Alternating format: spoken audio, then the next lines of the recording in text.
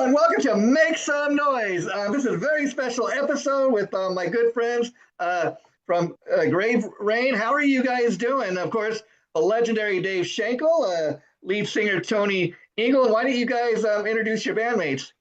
Okay, we're doing pretty good. Glad to be here, Jason. We're all crowding in. Thanks for having us again. We got me, Tony Angle, Jack. We got Mike here in the back, our drummer. Our bass player couldn't make it. His wife was really sick, but on behalf of Mickey, he's here with us in spirit. Okay? That's what matters. Now, Dave Shred Shankle, you're such a shred master in your own right. So I think it's really cool that you got a second guitar player in the band. Talk about the decision. I've never heard of In My Own Right before. I don't know who he is. Yeah, that's right. So if you want to give me that, I'll take it, brother. It's all good. What is this interview? Maybe 6 or 7 we've done. Oh yeah. Oh, that's great. So let's talk about the new album. Just came out this last Friday. How have people been responding to that? It's been real positive so far. Icon of the Accursed is our second record. Dave and I still call them records, by the way. We're old. Yeah. David and I started the band out of the pandemic. His tour got canceled, and I started doing a sync licensing project. So he and I just started writing together, really just to pass time. And then all of a sudden, it turned into a full album, and now it did well enough that we've got 2 in now. Yes, Tony, I was reading up on you, and I understand that when you started out in music, you started out as a drummer, actually. That is correct. And like most drummers, we all desire to be in front of the stage. So I actually lived the dream. This is what I have to deal with all the time, You made Jason. the transition like Phil Collins. You moved up to the front of the stage. It just means that Michael can't play his parts without me telling him what to do, because I know how to play. And I've assumed the position behind everyone. So we're going to see how that works out. Okay. Now, I understand that like the first video, it had kind of a Jack the Ripper theme. You guys want to talk all about that? Yeah, so this new album is really about human evil that has actually occurred in history. We stayed away from the Third Reich. We stayed away from anything where it was more legend or myth. We wanted real. So Jack the Ripper really existed, and they never caught him. And he really captivated the entire city of London because he taunted the cops. He really became the first celebrity serial killer. Well, this came about when we were done with Destination Aftermath. I said to Tony, let's do something on the second record that has really happened. Now, some people have put these things about serial killers, which this record is not necessarily about that, and put it in movies. We decided to put it in song. And how we worked together and storyboard things, I said, well, we've got Genghis Khan, Jack the Ripper, Dahmer. Tony came up with a few other ones, and we would think about, like when the first song I wrote for it was Genghis Khan, you think about who he is, investigate your history, what did this man do, and it puts my mind and his in the picture of the brutality of the music to write, because as you know, that's what we do. Same thing with Jack the Ripper. What was his time in London and the World State Fair then, and how he never got caught, and what he did, the kind of music that would fit what in our minds works. So if people did it in movies, we do it in music. And that's how we culminated the whole record from one song to another, and the crazy people we picked to sing about. I dig that because, it's not your typical thing that you write a metal song about. I mean, it kind of is got a metal connection, I guess. But what I dig about it is if people are into the music, they're going to learn about who these characters really were. They're going to maybe even get on the internet and research it. And I love the fact you guys are educating people. We're here to remind them that this really happened, and we're just doing it in song.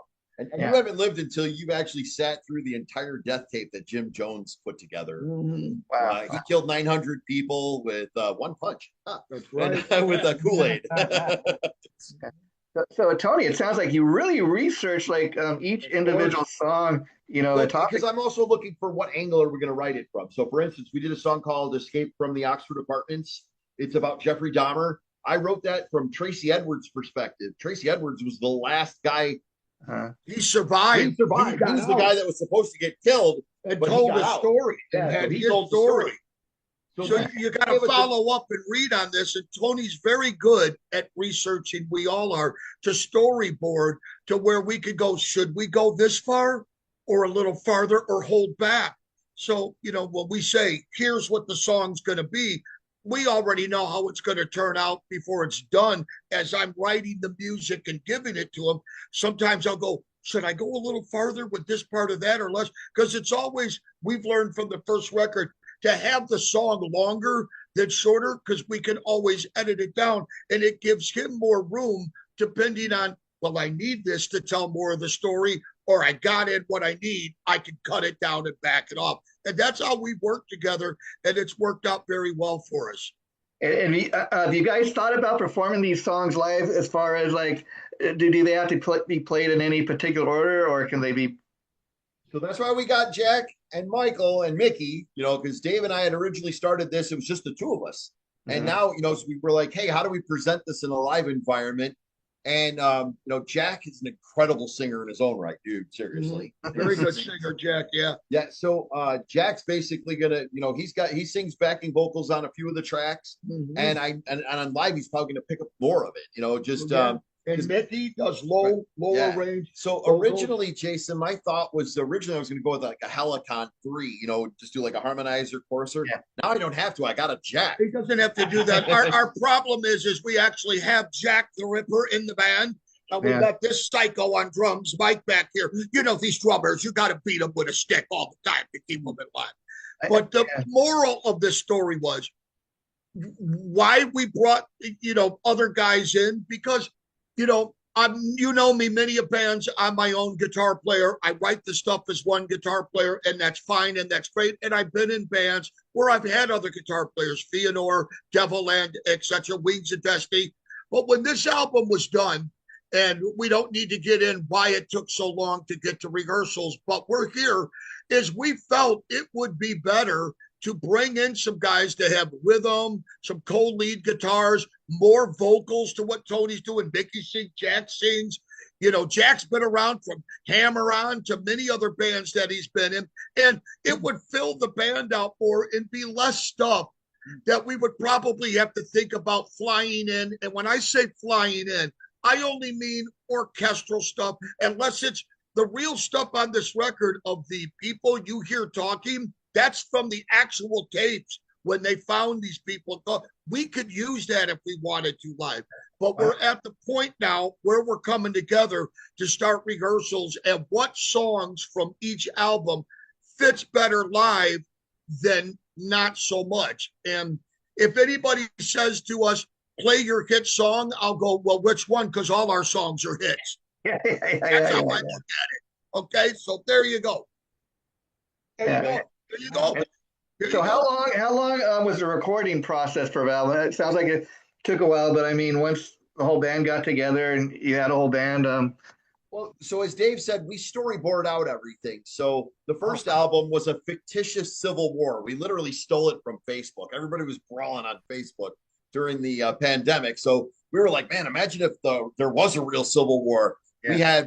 We had created an entire scene with the city under siege and bombing the crap out of it. So then, it was easy to go, Dave, I need a song that says this, or Dave, I need a song that has this feel. So for this song, it's also a concept record in Icon of the Accursed. But like I said, it's more of the, they're all these songs are threaded by that human element of evil. So realistically, once we put together like our storyboard, the songs come together relatively quickly. The hardest part is him and I, we must have drew up a list of about 50 people to write about, and we just constantly whittled it down. Like I wanted to do the Night Stalker, Richard Ramirez, and then again, we were trying to avoid doing a bunch of serial killers, it kind of sends the wrong message. Right. And we stayed away from the Third Reich because other bands have covered that ad nauseum. So realistically, we were trying like a couple of political leaders, your Genghis Khan. Yeah. We have a song called The Prosperity Gospel because that's killed a lot of people. So the Holodomor, which is the Ukrainian famine, when the Soviet Union converted to communism, they killed 20 million Ukrainians. And just so you know, that name I could never say right, but it's really, hold a whore. Okay. Was another name for that. But it's also really means the hunger. So that's why that is the hunger, because that's really what it means. But we put in some good work on the guys that we did do research on. The last song on the album, not including our joke track and Dave's classical piece, is called "Last Words of the Condemned," and it literally just went through how the state has executed criminals throughout our history. The first verse, he's being hung. The second verse, he's electric chair. Third verse, he's lethal weapon. You hear those judges and the people passing the sentence. That is the real audio from when that happened. That's not made up. We didn't fabricate that. We got that, took it because it's free public reign, and we put it on the record in our way of doing it. It added an element of real tension to it. Gives it more realness. Just like we said earlier, to rewind, when we're storyboarding the song and the title, I will sit down and think about whether it's Genghis Khan, Jack the Ripper, or the hunger. How does that feel to me, what it's about? And that tells me which guitar do I want to grab that I think with that tuning is going to fit what I want to project and go, Tony, here's the hunger. Here's Genghis Khan on a 7-string. Here is Follow the Leader on this guitar, drop C. Because that guitar comes to me when I think about the music in my head, that it's the right instrument in the right tuning for that song, that I already know what's going on in his mind. And then we build it from there. Yeah. You know what I love about that, guys, is like, I remember hearing specifically years ago about Richard Ramirez when, they were trying to catch him and everything. They finally caught up with him. And the first thing the newsers were reporting was they found him wearing an AC/DC hat. He was a heavy metal fan. And they beat the hell out of him, too. The people just started jacking him. And I love the fact that that did not work out well for him. Yeah, right? And you're having them playing guitars and get involved with the music. And it's a very unique way of creating a song from what you're telling me. I mean, it sounds like almost the storyboard coming first, come up with the idea of the characters, and then you write the lyrics and the music. Yeah, well, the research is the hardest part. The nice thing about that, too, with how I write this, and I do, as you know, in my music, so many rhythm guitar parts and harmonies in my leads, because it's a question and answer. Having Jack in the band now, I can do a lot of these rhythm harmonies live that I would have had to have some eliminated, some used. So I'll be able to pull this stuff off with him and be our own kind of, Judas Priest, Iron Maiden kind of thing, but in the brutalness of what I write and Tony do. It just frees us up more, and solos I have the rhythm guitar, and I've even said to you, there's going to be some of these songs where I'm going to go, look, here's what I did. You take this chunk, you write a solo, play it at rehearsal, and you do that live. So it's not just him always going chunga, chunga, chunga. I mean, there's going to be some spots I'm going to go, hey, just make up your own solo, work on it, and play that live. What's on the record that I did, hey, that's fine. People got the record, they do it. But he's going to sing, play rhythm. There'll probably be some harmony stuff, but there'll be some spots where I'll drop down point. Everybody will go, oh, Jack's doing a lead. That's all part of bringing somebody else in a band. Yeah, that is sharing as a group. You know what I mean? And it adds that element to the song with vocals, Mike's drums, and Mickey singing, who's a beast on bass, and what we do. What we do. One of the things that I found interesting about Michael is Michael plays live to a click. Not a lot of drummers do that. They may go to a click in the studio, and even then they're fighting about it. But Michael actually plays that live. So it gives you a lot of, if we do. He has an excellent leader. Yeah, so if we do want to fly some of the contacts, some of the actual stuff, we can actually fly that in because we're locked into click anyway. And that's what we will determine, what songs can be less or none of any of that, or what really does need to fly in. Because I do so much of the orchestral stuff, strings, choir, bass strings, a lot of layers. With having another guitar player in there now that has that rhythm, whether I'm going to lead, are we missing a lot of those strings? can we get away with a song without it? Or do we need to really go and try it and go, well, that really adds to it because it's more what's on the record? We're finally in a room together where we're about to start these rehearsals and go 1, 2, 3, 4, hit a chord and go, what in the hell do we sound like? And take it from there. I suppose Let me ask you, Michael, about your unique drumming style. How did you come up with that initially, when you first started playing? Just for all the years that I've been playing, I just always kind of advanced, rock. I mean, I grew up with country, I went into rock, and then I really got fascinated by all the metal. So it's just been an evolution throughout the years. Yeah, and please forgive me, guys, for going off a little off topic here, but I got to ask you: has Dave Shankle at rehearsal ever got hot and spicy and yanked out the hot sauce? No. I've yanked out something else because I'm glad to go. Dave can clear a room quick if he yanks that out. Let me tell you, to clarify Mike, when he said he grew up on country, don't let him bullshit you. He's an ABBA lover too. And when we take a break and he puts on Waterloo, we're ready to go, brother. Now the true metal kicks in. Yeah. God help us. Yeah, and what's interesting is maybe on your next record, I mean, sounds like you kind of did it on this one, but talking about playing with an orchestra and doing the orchestration, Dave, I mean, you remember when Metallica and even Deep Purple years ago played with an orchestra? Maybe that's something you guys could do live or even make a whole GraveReign orchestra record, down the line. No, nothing is impossible. Your limitations are only in your mind. And my studio and my equipment and that I use to do all this as an engineer, a producer, and I've gotten better over the years and always learning and looking up to other guys that I'm a group member with on YouTube and stuff that help me out. It's just advancing me to make more of what we're doing happen in my room. And now we're already talking about the next record. And as I write stuff, we have rehearsals.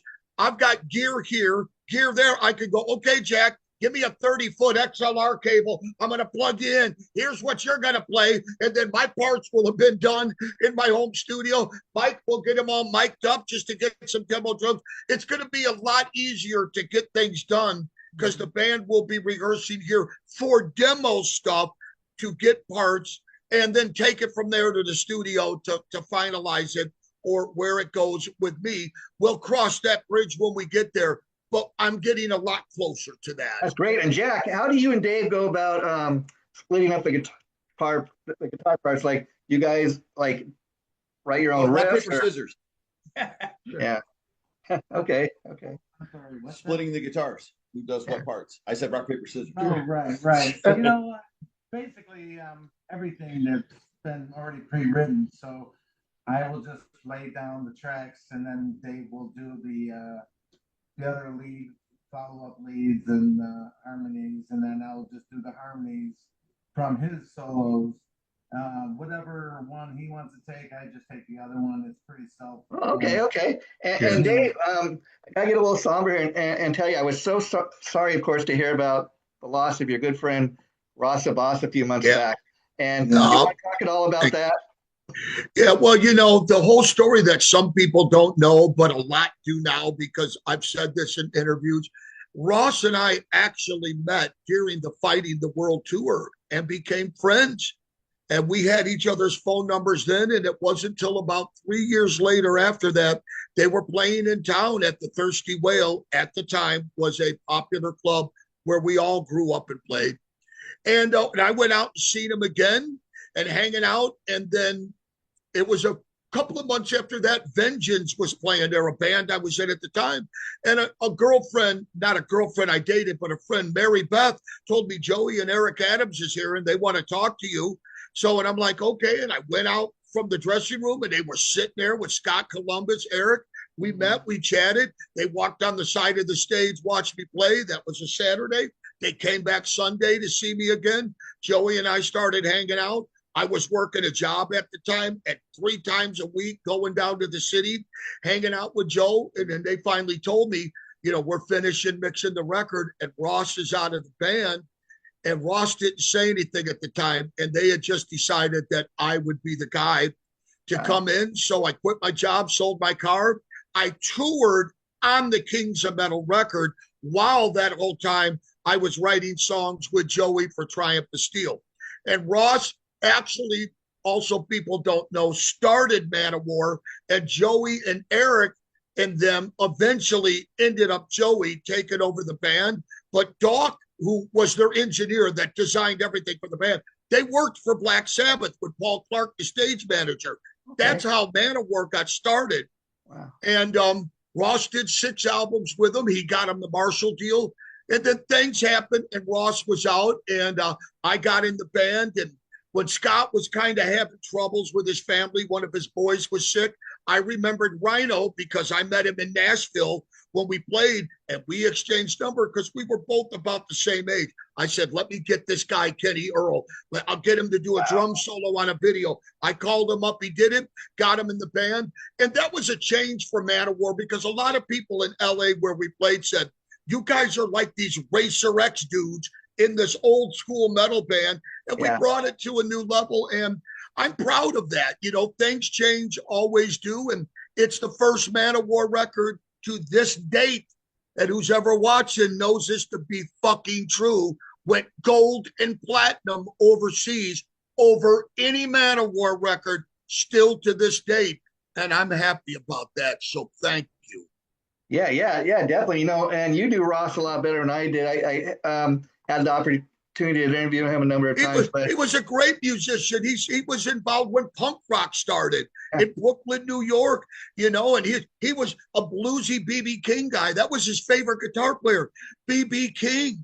You know, he just had soul in his playing. He wasn't a big shredder or a neoclassical guy. That was just his thing, and metal at heart. And you know, that's how Manowar really came to be. So Ross should get a lot of credit for that. And when I was in the band, album they put out, couldn't have been happier. Yeah, and I got to say two things I always remember about Ross besides his guitar playing was super nice guy, but his love for baseball, and he always had a great sense of humor. Oh yeah, he sure did, didn't he? And also, I want to thank another person that you're good friends with too, is Tom from Fire Rock. You know, we signed with him. Great guy. Tom Collier. And, you know, him and Ross were great friends. They've known each other for over 35 years. So this is a blow to a lot of people. And they have that festival going on at Sharky's July 18th in New York. I wished I could be there, but I can't. But, you know, Held Hostage is playing, and that Sabbath Nights it's going to be playing there. Hey, Dave, you know who's going to be the special Held Hostage drummer that night? What's that? The legendary Carl Kennedy is going to be. Yeah. He was on the interview that we did with Tom, and it's funny because he was the original first drummer in Manowar. Never met him. I only knew Donnie and Scott, and then got Rhino in. So here it is, 30-something years later, after out of Manowar, all, you know, 3 DSG records, 40 guest solo CDs, and here he is sitting online with me and Tony, the original drummer, going, hi, nice to meet you, and never met him the entire time we were ever in the band. So what a nice guy. Great drummer, too. Yeah, and I'm glad to see you guys are finally with Fire Rock, and I can give a little behind-the-scenes story here because Tom shared with me that you and him been talking for like maybe last 2.5 years before the deal was actually final, and you were in the midst of the making of the album. So it's kind of great to finally see you guys with them because Fire Rock they're on a upward trajectory, and a lot of great things happening with that label right now. We're happy to be part of the family. Tom's been nothing but gracious with us. Certainly. Yeah. And a quick shout out to Johnny Pettigrass, our manager. Our manager. Well. Oh yeah, Johnny. He was the first guy that put me under his wings when I came in Manowar, and he's been with me in the band and after the band, and even after he quit working for him, he worked with me and Ross and Rhino the entire time. Oh wow. Yep. So I got to ask you guys, as far as taking this on tour, I mean, you plan to go to a lot of the big cities, or what's the plan? Well, we're waiting on. I was just going to say, we're waiting on you to write the check. And get catering set up, and then we can discuss how that's going to work out. Jack and I like only red M&Ms, so our fingers look bloody, so it just looks like we just tore the strings off. You know, that has to be I'd imagine vanilla cream. We need French vanilla cream. I imagine too, though, guys, just based on the music and all that went into making it, the record and everything, the production, the plans to, when you do perform live, it must be quite a big stage production. So I imagine it's going to cost a little bit of money. You can't play every town, but you're going to probably play as many as you possibly can. Absolutely. Now, but to be fair, we also don't want to go crazy on it either. Honestly, we formed this project really under the guise of, Dave didn't play local. Dave's in other bands that are overseas. So when he goes to play with Wings of Destiny, for instance, he's in South America or Mexico. He doesn't play Chicago with Wings of Destiny. With Metal Crusaders, he's not playing Chicago. Same thing. That's half that band's New York and Sweden. Yeah, and Michael and Jack are in a band together. Mickey's in another band. I've got another band. So we just we have other projects that we're all we all juggle. Sure. But this is we put this family together, and we're going to see what kind of noise this band will make. And together. As far as the image, we have talked about since the first record. Oh, yeah. What kind of screens for the stage, boxes, lights, what we want to present, because there's nothing wrong, and it's all entertainment, with just getting up there in a pair of jeans and a cut-off flannel shirt like your Farmer Joe, and there's nothing wrong with that. But there's about an image and the musicianship that's in the band and what you play and how good you play, and that you want to melt people's faces so when they walk away, they just didn't go, oh, well, they're just another band that I saw down the street playing. There's a lot that's involved to set that image up and how you present the music than just, oh, here's this song and you play it. There's an attitude, that deliverance, that have people look at you differently and respect you differently, and you come off as a professional band than just, I'll stop right there. And they'll remember us because Jack and I are going to dress up like Bert Yes. Yes. And hey, I understand, Tony. If you ever need a side gig, that people can also hire you as an accountant as well. Okay, this is what we will do. Mike will be wearing Depends, and I'm just going to go back to my porn days and be just a tight, short spandex and ready to go. Oh, yeah. And Tony, let's talk. He's a beast. God knows what he'll wear, but it'll fit the group. And I want to ask Tony, I know you're involved in something called Breaking the Silence. You want to talk a little bit about that? Oh, absolutely. So I fronted Veilside for almost 15 years until our bass player Bob Hilton had passed away. Literally, I was going to retire. Breaking the Silence was the brainchild of Ron and Gene Thomas. That's my drummer, and we started that. And as two local knuckleheads with our band, we raised almost $200,000 by doing an annual concert every year called Breaking the Silence, and we donated to various autism related charities, the Ashley Lay School for Autistic Children. We would also do like sensory rooms for the Chicago Public Schools. Don't have a lot of that, so we were raising money for that kind of stuff as well. We did that for a long time, and let me tell you, people respected it when they played and brought other artists in. It was packed and raised a lot of money for a great cause. Yeah, it was. We were extremely happy to do it. And it got to be so big that the band ourselves couldn't run it anymore. So we turned it over to our wives and literally let them, hey, would you guys help us? And for the longest time, they would put together the raffle items, the corporate sponsorships, and everything that would go into that, so that I only had to show up that day and play. Yeah, wow, that's cool. And that's how it should be. Yeah. So, Dave, let's hear. Are we currently working on the next Dave Shankle group record? Well, here's a little thing I'll let out, because I always let secrets out to you, nobody else. And I told Tom about this, and Tony's the only other person that knows about this. Number one, there's two answers to that. Number one, we're already storyboarding the next third GraveReign record. Okay, but in my entire life, I have always wanted to do an instrumental record to really show the versatility of my playing. Like when I got out of Manowar and did the DSG Ashes to Ashes, people, and Joey was a part of that. And I thank him for putting me in the band, because he helped put me on the map. So if I was doing something, he wanted a piece of it while the contract still was there. People heard Ashes to Ashes and heard, this is not the same guitar player from Manowar to this. I really showed people I could keep up with the best of them.